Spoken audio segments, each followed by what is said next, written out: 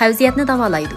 Odat xarakterli qavziyat kasali bor bemorlari har kuni 3 taldan 5 talgacha yong'oq meyvasini suvda qaynatib pishirib, postini suyuvetib yeb bersa, obdan manfaat qildi. Ikkinchi, kichik tarat ko'p bo'lishining oldini oladi. Yashangan kishilarning ko'pinchisida kichik tarat qatim soni ko'p bo'lish ahvoli ko'riladi. Har kuni kechda 2 tal yong'oq meyvasini suvda pishirib yeb berishni odat qilsa, kichik tarat ko'p kelishining oldini oladi. Uchinchi, yo'talni davolaydi. Yong'oq meyvasidan 90 gram, abnus qayqidan 60 gram suvda pishirib, kuniga 3 qatimdan yeb berishni bir mezgil davomlashtirsa, o'pka ojizligidan bo'lgan yo'talga manfaat qildi. 4. Bosh kepaklashishni davolaydi.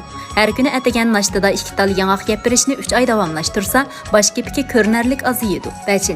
Börekte taş paydo bo'lishni davolaydi. Yong'oq meyvasi, navat, qichi yog'ining har birisidan 500 gram elib, avval qichi yog'ini suz o'tda qizdirib, ondan yong'oq va navatni guruchdek parchalab aralashtirib, dori tayyorlanadi. Uni har kuni atagan va kechda muvofiq miqdorda iste'mol qilib bersa, börekte taş paydo bo'lishga manfaat qiladi. 6. Ballardagi ichki surishni davolaydi.